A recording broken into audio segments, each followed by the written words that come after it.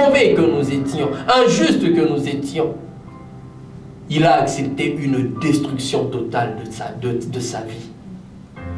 Afin que toi et moi, si nous croyons en lui, comme notre seul Seigneur et Sauveur, nous ne vivrons pas continuellement à la destruction, mais nous sommes en train d'entrer dans le processus d'être bâtis. Alléluia. Le diable a détruit ta vie. Le diable avait détruit ma vie. Oui. Mais ce qui est vrai, cette destruction-là ne restera pas éternelle. Amen.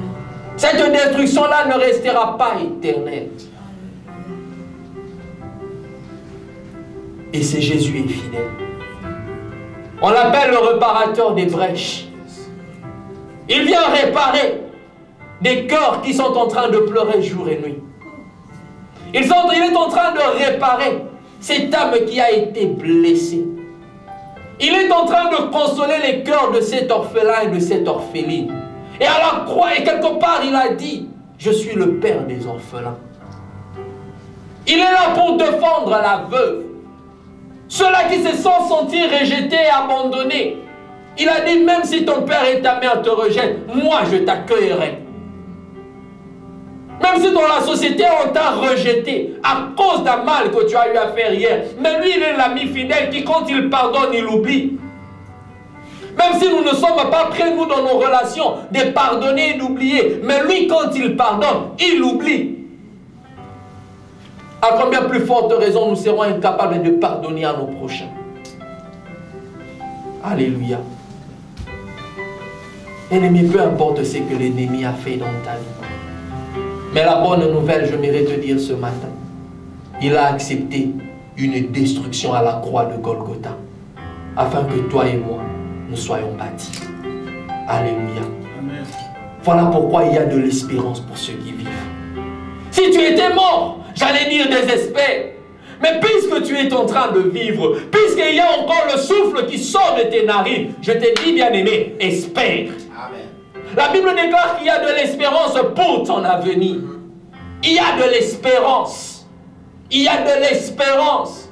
Si toi tu ne crois pas, je crois à ta place qu'il y a de l'espérance. Sarah ne pouvait plus croire qu'elle pouvait enfanter. Mais celui-là qui pouvait dire, l'année prochaine, à la même époque, tu enfanteras un fils. Amen. Et je m'aimerais dire à quelqu'un, l'an 2012, et le reste des années, bien-aimé, si tu ne crois pas à ton avenir, commence à partir de cette année de croire à ton avenir. Amen. Commence à espérer par rapport à ton avenir. Ne regarde pas les circonstances qui t'entourent. Ne regarde pas les réalités qui t'entourent. Bien-aimé, des fois le diable a tendance à nous faire voir ce qui se passe autour de nous pour te décourager, pour te décevoir. Mais moi, je m'irai te dire une chose. Notre Dieu est celui qui vient ranimer encore ton espoir. Amen. Alléluia. Amen. Espère en lui. Tant que tu vis, frères et sœurs, espère. Tu as un avenir magnifique. Amen. Tu peux faire ça. J'ai aimé ce que maman a fait. Il a fait à la place de papa. Alléluia. Il y a un avenir pour ta destinée. Il y a un lendemain meilleur pour toi. Mais pour vivre ces choses, j'étais en train de dire, afin que quiconque croit en lui. Crois en Seigneur Jésus et tu seras sauvé, toi et toute ta famille. Croire en Jésus ne veut pas dire venir le dimanche à l'église. Croire en Jésus ne veut pas dire prendre d'abord la Bible en train de lire. Croire en Jésus ne veut pas dire prendre tous mes biens afin de donner aux pauvres. Ce n'est pas ça d'abord, croire en Jésus. Alléluia. Croire en Jésus veut dire accepter une destruction personnelle. Alléluia. Croire en Jésus veut dire une destruction personnelle. Accepte, bien-aimé, de te détruire toi-même. accepte de te détruire toi-même. C'est ça, croire en Jésus. Et quand tu te détruiras toi-même, c'est alors qu'il commencera à bâtir ensemble avec toi. Alléluia. Amen. La Bible dit afin que quiconque croit en lui ne périsse point. Le bien quand tu seras en train de te détruire, c'est que tu ne périras pas. Jamais. Tu ne périras jamais, merci papa. Jamais. La Bible dit celui qui accepte de perdre sa vie à cause de moi la retrouvera. Mais celui qui cherchera à conserver sa vie, il la perdra. Voilà pourquoi croire en Jésus veut dire accepte de te détruire. Accepte de perdre beaucoup de choses en toi. Afin que quand il commencera le processus de bâtir, il bâtira, bien-aimé. Non pas comme n'importe quel maçon. Il bâtit plus que le maçon le plus renommé du monde. Ce maçon-là qui peut te construire, qui peut te bâtir avec le respect de tous les normes. Mais laissez-moi vous dire, quelque part, il pourra se tromper. Celui-là, il ne se trompe jamais. Quand il commence à bâtir ta vie, il bâtit ta vie avec Chitok.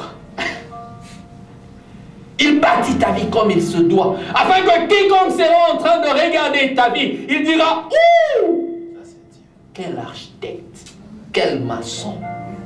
Voilà pourquoi je suis déjà en train d'envier ta vie. Si tu ne t'envies pas, moi je commence déjà à t'envier. Parce que je sais, c'est que l'Éternel est en train de préparer pour vous. Il dit, je connais le projet que je forme à votre sujet. Si tu ignores, mais je mérite te dire ce matin, il a dit, il connaît le projet qu'il forme à ton sujet. Un bébé qui vient de naître et qui grandit ne sait pas en réalité les projets que ses parents forment à son sujet. Alléluia. De la même manière, de fois, nous n'arrivons pas. Quand nous dormons, quand nous nous promenons, nous ne connaissons pas le projet que Dieu forme à notre sujet. Et il le décrit bien. Ce sont des projets de paix et non des projets de malheur. Qui a dit que tu vivras dans le malheur toute ta vie? Qui a dit que tu vivras dans le trouble toute ta vie? Puisque lui, il a dit que tu vivras un projet de paix et non de malheur, afin que ton avenir, il n'a pas parlé du présent, il parle de ton avenir. Voilà pourquoi I don't care about ton présent. Peu importe, ton présent est en train de me présenter. Mais moi, je suis en train de voir ton avenir.